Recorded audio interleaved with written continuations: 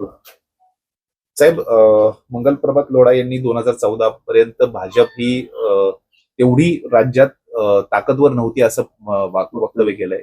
कसं बघता याच्यात?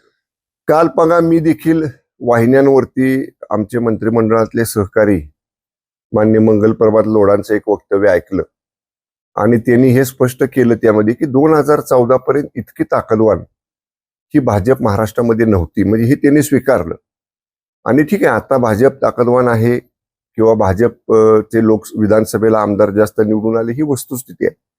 पण थोडंसं 2014 नंतर जी राजकीय स्थित्यंतर महाराष्ट्रात घडली, थोडं मंगलप्रभात लोढांनी त्याच्याकडे सुद्धा पाठीमागं वळून बघितलं पाहिजे.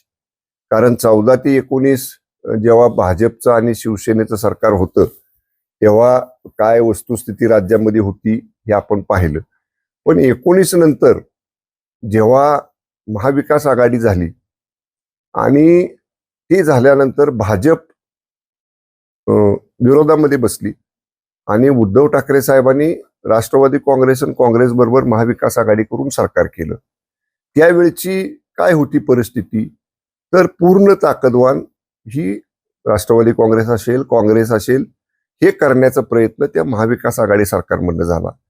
नंतरच्या काळात जेव्हा आदरणीय एकनाथजी शिंदे साहेबांनी कडक भूमिका घेतली 2022ला आणि आम्ही 50 आमदारांनी आदरणीय एकनाथजी शिंदे साहेबांच्या नेतृत्वाखाली उठाव केला, तिथून खऱ्या अर्थानं स्थित्यंतर महाराष्ट्राच्या राजकीय परिस्थितीमध्ये झालं.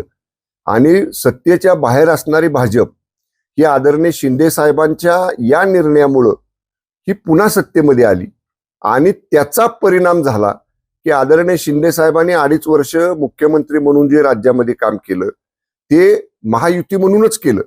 आम्ही मंत्रिमंडळामध्ये आदरणीय शिंदे साहेबांचे होतो. कोणताही निर्णय आदरणीय एकनाथजी शिंदे साहेब हे तत्कालीन उपमुख्यमंत्री माननीय देवेंद्रजी फडणवीस साहेबांना विचारल्याशिवाय संमती घेत चर्चा केल्याशिवाय एकमेकांचा विचार विनिमय करूनच घेत होते. आणि महायुती भक्कम करायचं काम आदरणीय एकनाथजी शिंदे साहेबांनी केलं. आणि आपण बघितलं असेल की शिंदे साहेबांची गती, शिंदे साहेबांची वेगवान कामाची पद्धत, जागेवर निर्णय घ्यायची क्षमता, त्यामुळं महायुतीला जे प्रचंड यश 2024ला मिळालं त्याचं विधानसभेला त्याचं ते कारण आहे. बरं, आपण जर म्हणाल तर 2024च्या लोकसभेला देखील फॉल्स नरेटिव्ह जो सेट केला गेला महाविकास आघाडीकडनं त्याचा काही प्रमाणात त्याला फायदा झाला. पण लोकसभेच्या निवडणुकीनंतर विधानसभेच्या मतदानापर्यंत आदरणीय शिंदे साहेबांनी एवढं झुकून देऊन काम केलं की आपण बघितलं असेल आम्ही 80 जागा विधानसभेच्या लढलो आणि त्यातल्या 61 जागा निघून आल्या.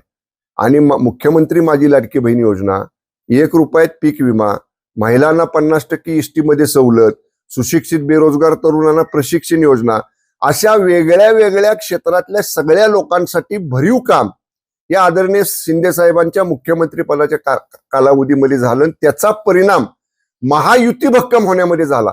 त्यामुळं मला मंगलप्रभात लोढा साहेबांनी एक सांगायचे की तुम्ही म्हणताय ती वस्तुस्थिती आहे, 14 पर्यंत भाजप एवढी ताकदवान नव्हती. पण 22ला आदरणीय शिंदे साहेबांनी जी भूमिका घेतली त्या भूमिकेमुळे भाजप सत्तेमध्ये आलं, भाजपला सत्तेमध्ये चांगला वाटा मिळाला. आणि शिवसेना आणि भाजप ही पूर्वीची असणारी युती आदरणीय शिंदे साहेबांनी परत भक्कम केली, परत पुनर्जीवित केली आणि एवढ्या मोठ्या प्रमाणात महायुतीला यश मिळायला आणि भाजप ताकदवान व्हायला निश्चितपणे कुठं ना कुठंतरी 2022ला आदरणीय शिंदे साहेबांची उठावाची भूमिका आणि त्यामुळं पुनर्जीवित झालेली भाजप शिवसेनेची होती, त्यामुळं शिवसेना भाजप सत्तेमध्ये आली. तसं बघाल तर आम्ही सत्तेमध्ये होतो ना 2019ला. आम्हाला काय सत्तेतनं बाहेर जायची आवश्यकता नव्हती. बरं, पुढं काय होणार आहे, बहुमत होणार आहे का नाही, आमदारकी टिकणार आहे का नाही, हे असलं काय आम्ही विचार केला नाही. आम्ही शिवसेना भाजपची युती भक्कम करायची म्हणून आम्ही सत्तेतनं बाहेर पडलो. त्यामुळे याही गोष्टीचा मंगलप्रभात लोढांनी निश्चितपणे या पार्श्वभूमीवर गांभीर्याने विचार केला पाहिजे.